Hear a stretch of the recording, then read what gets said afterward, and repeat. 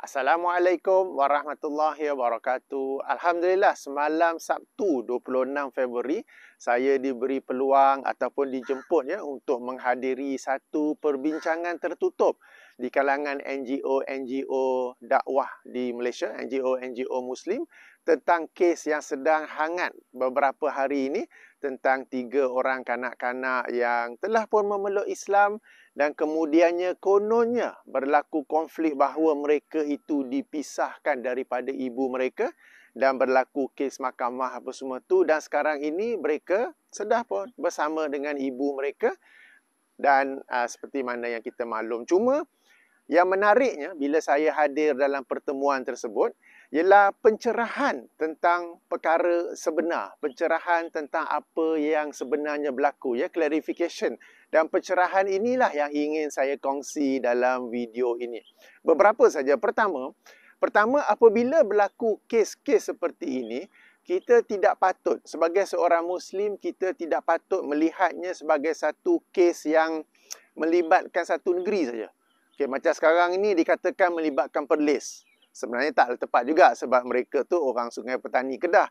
Jadi melibatkan Kedah, Penang pun ada juga. Sebab tu nanti lusa insya-Allah hari Selasa ada juga pertemuan perbincangan di kalangan NGO-NGO di Penang dan juga Perlis.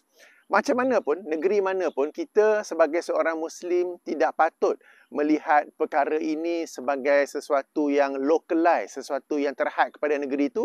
Biar pilah, itu masalah negeri itu, bukan masalah aku. Dia jangan begitu.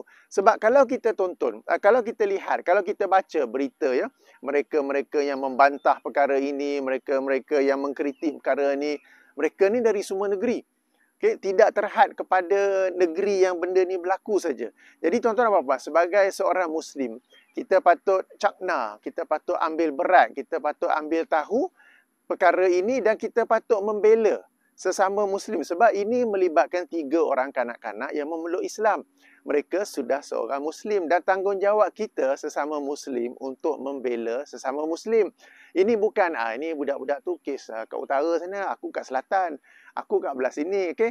Jadi tidak sepatutnya demikian. Sebab ini bukan kes yang pertama. Sebelum ini pun ada berlaku kes-kes yang seumpama. Ada yang di negeri Selangor, ada yang negeri lain ya.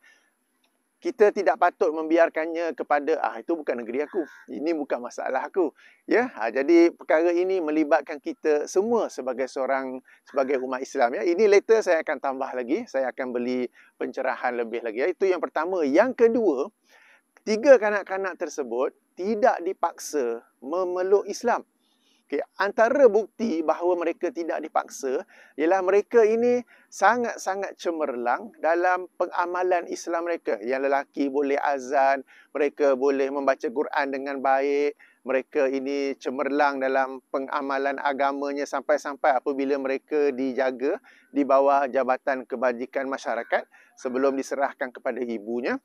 Staf di Jabatan Kebajikan Masyarakat itu pun terkejut dengan penghayatan agama mereka. Mereka ni selalu subhanallah ke, assalamualaikum ke.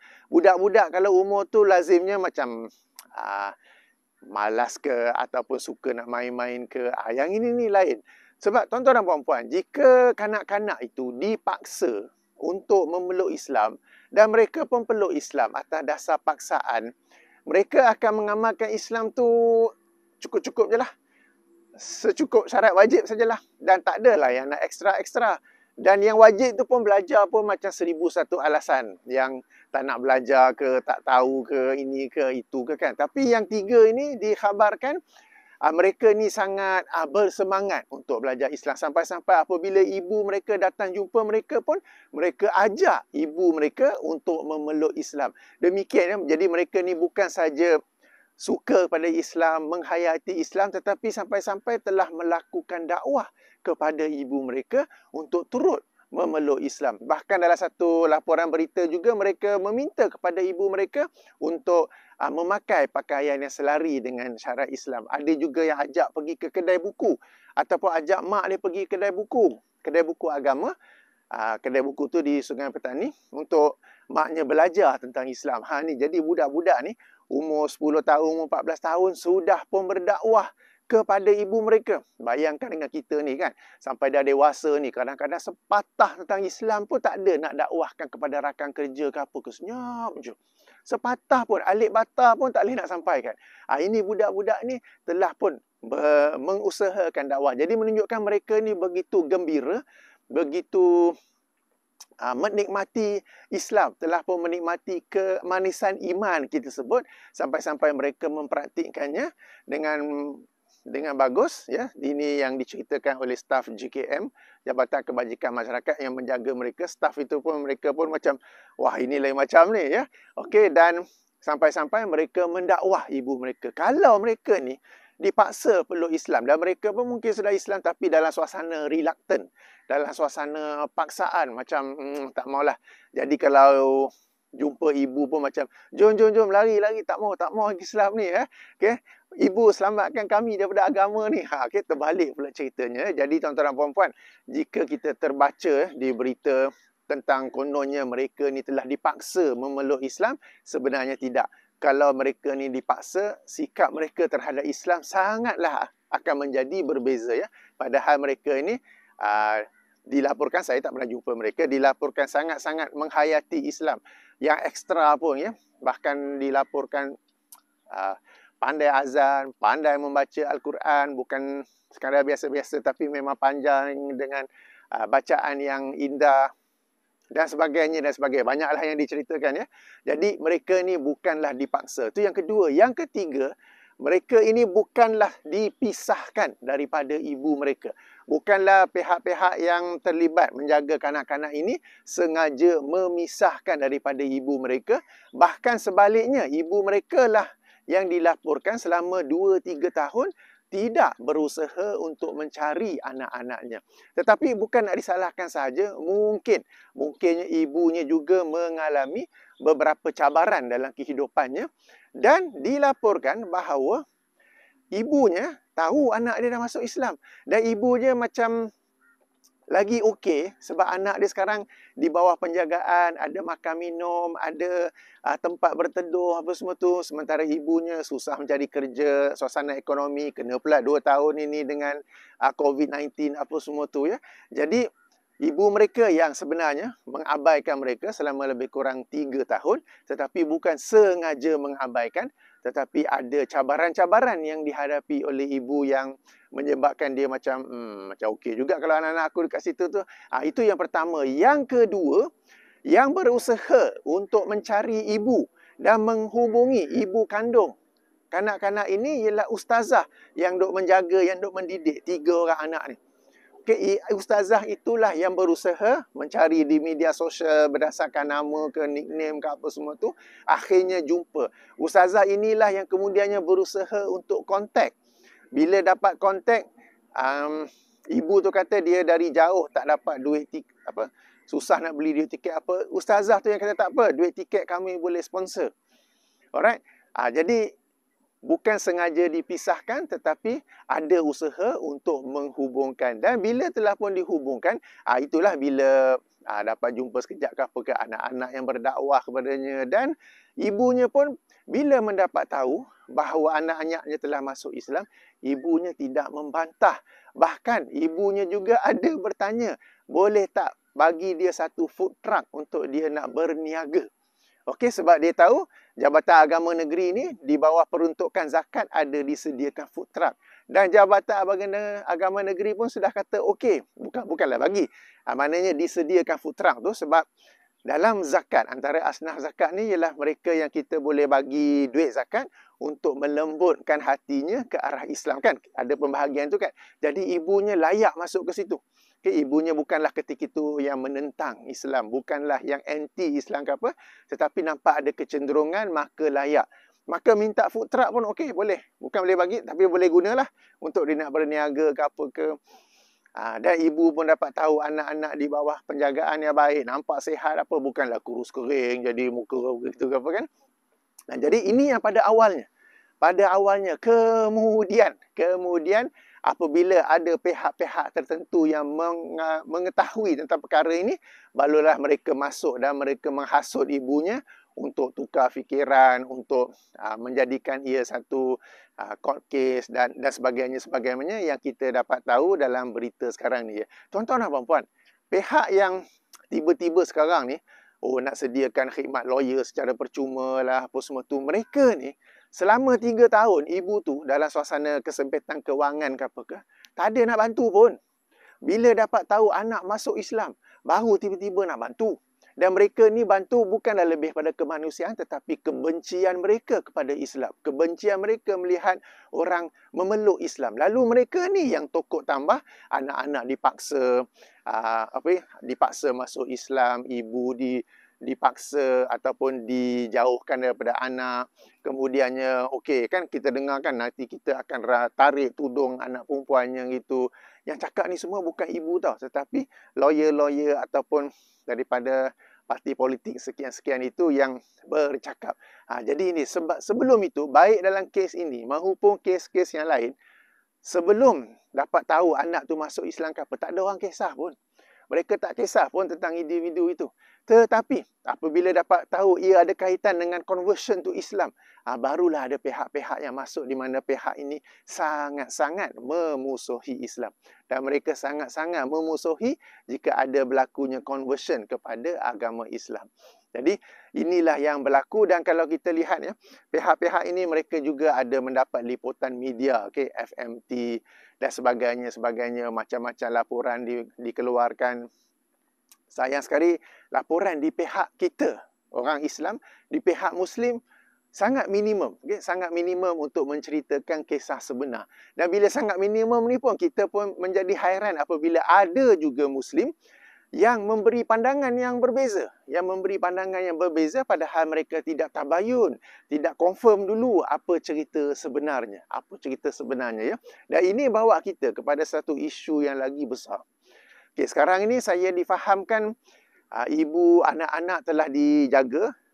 Sampai-sampai orang Islam tak boleh nak kontak mereka lagi dah. Sebab sekarang ni kita tertanya-tanya apakah suasana ataupun keadaan agama 3 orang adik-beradik tu.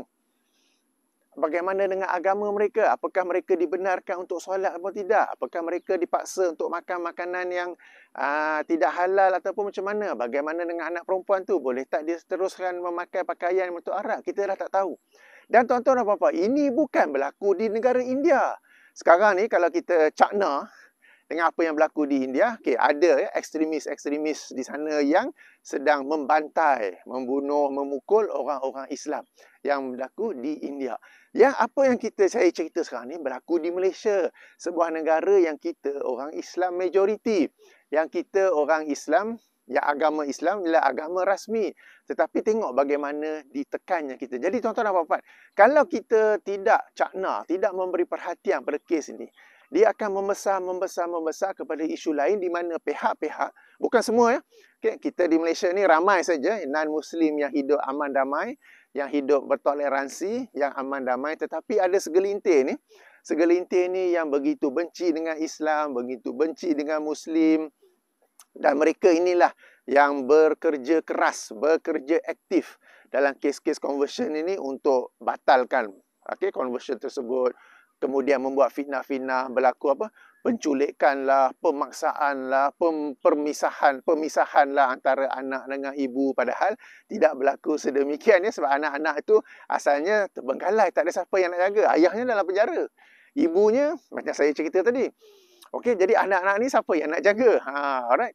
Jadi di bawah penjagaan itu mereka dapat pendidikan sekolah, kehidupan, ada bumbung, ada makanan, semuanya okey.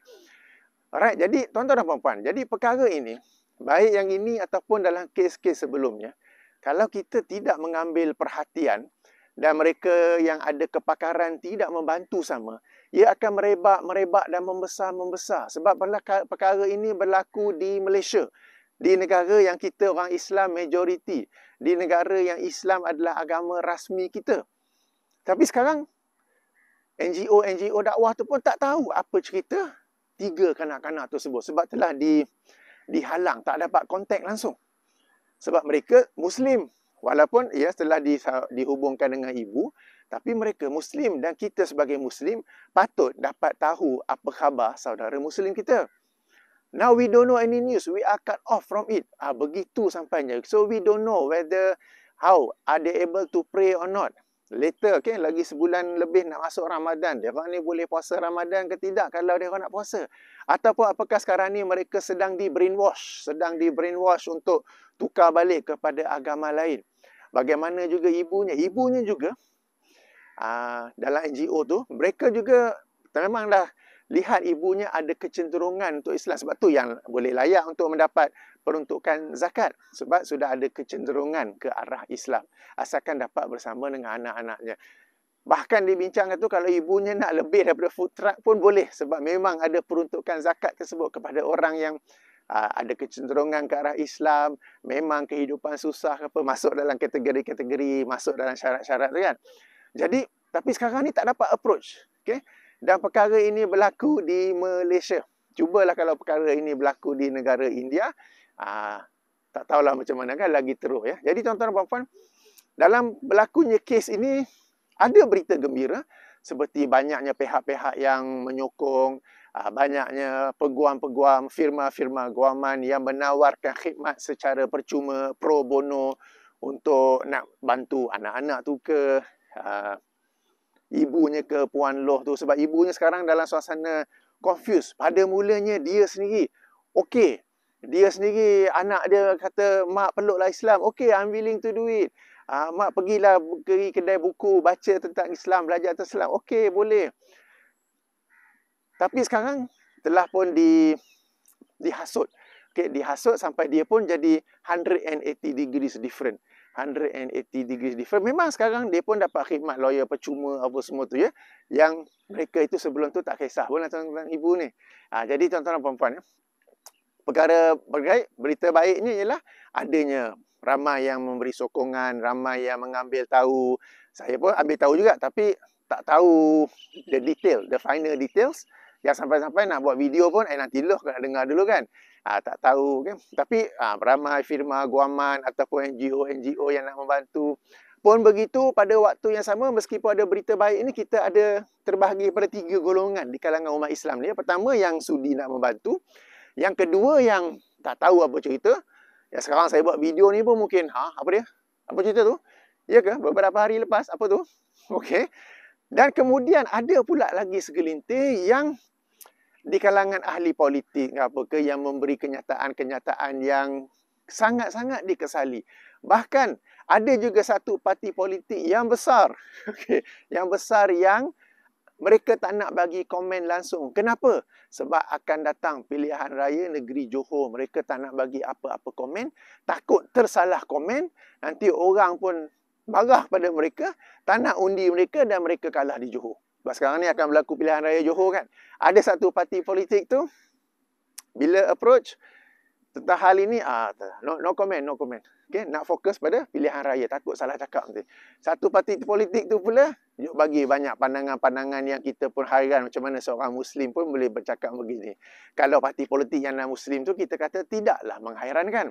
Ya, dan itu pun mewakili segelintir ramai di kalangan non-Muslim sebagaimana yang saya tekankan, kita hidup sama-sama dalam suasana aman damai. Alright tuan-tuan dan puan-puan, jadi ini sedikit yang saya boleh kongsi perincian tentang latar belakang kes supaya kita dapat faham. Saya pun semalam baru faham, faham in the detail. Jadi ada macam-macam lagi yang dibincangkan perancangan ke apa ke yang saya tidak dapat share. Jadi ayuh ya, kalaupun kita tak dapat nak bantu apa, kita ni bukan lawyer ke, kita bukan orang berpengaruh ni, paling-paling pun kita, kalau kawan non-Muslim di pejabat ke apa tanya, paling-paling kita boleh menceritakan cerita yang sebenar. Kemudian kita ada satu senjata yang sangat kukuh, yang ini doa. Satu senjata, a very powerful weapon, iaitu our doa, our prayer to Allah. So ayuh kita mendoakan tiga anak tersebut. Kita mendoakan ibunya juga agar kecenderungannya untuk masuk Islam itu terrealisasi. Kita mendoakan juga ustazah yang menjaga 3 budak itu dan yang menghubungi ibunya itu. Ustazah sekarang menerima banyak ugutan. Okey, banyak ugutan. Yalah, dia nak buat baik tapi gini pula jadi. Dan kita mendoakan suasana umat agama Islam dan umat Islam ini di Malaysia terpelihara. Sebab this kind of thing shouldn't be happening in Malaysia. Kan, jadi macam kita ni macam-macam yang ditindas oleh kaum lain, padahal mereka tu minoriti saja ya. Dengan media, dengan FMT, dengan Malaysia Kini yang duk tak habis-habis, duk attack apa semua ya. Jadi moga-moga kita ambil tahu, dan kalau tak boleh buat apa pun, paling-paling kita berdoa. Ada kawan-kawan cerita, kita pun cerita perkara yang sebenar ya. Baik, ini saja perkongsian saya. Subhanakallahumma wa bihamdika asyhadu an la ilaha illa anta astaghfiruka wa atubu ilaika. Assalamualaikum warahmatullahi wabarakatuh.